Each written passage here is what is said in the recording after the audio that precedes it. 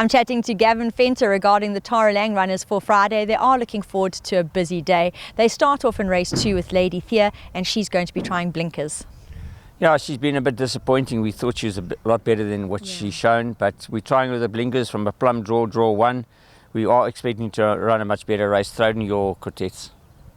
Behind us is Batty River. Now we'll see him on Friday in action in race 3. He is always about the action, and him and Chase really are a smart partnership. Yeah, Chase knows him well. He in the weights, last week he drew 30, so we opted to scratch him there to draw him. Yeah, he was drawn 18, and it ended up, I think he's drawn like 7 or something. Yeah.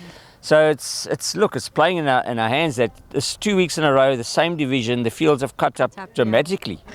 And it's amazing. I don't know why people even nominate the horses to scratch them.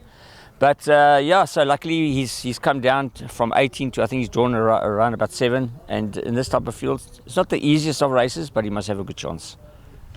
We'll see Sakuya in race 4. Now he is in super form and he looks set to run another good race.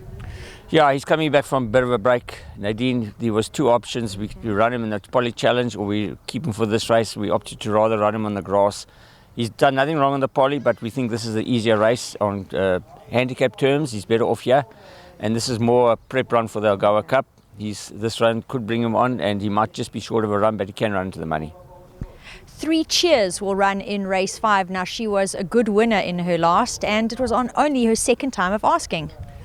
Yeah, no, he has a filly, 3 Cheers. We thought Lady Theia was better than 3 Cheers. Oh. And 3 Cheers has come out and done well, and Lady Theia is still battling. But yeah, she's like, we caught us by surprise. We didn't quite think she was what she's shown. But this is a big jumping class. This is a massive jumping class, but she's obviously better than we think. So she can run to the money, but a big jumping class. We'll see 2 runners in race 7. We're going to start with Thread of Life. Now, Gavin explained how in her penultimate start she was really worked up and hoped for her to be calmer last time out and run an improved race. And thank goodness that's what happened. Yeah, as I said, this testing, they have to do it. And the time before, she walked into the ring like she had 10 buckets of water thrown over her, and she duly ran a shocker. And then the last time, I actually called the course vet over. I said, remember, this was the last time it ran. You blokes haven't tested her. Look at her now today. Calm, no sweating. So unfortunately, this testing is affecting a couple of the horses, and it's very unfair, I think, to the owners. You know, those owners of those horses, why should they should be allowed to scratch them? In my opinion.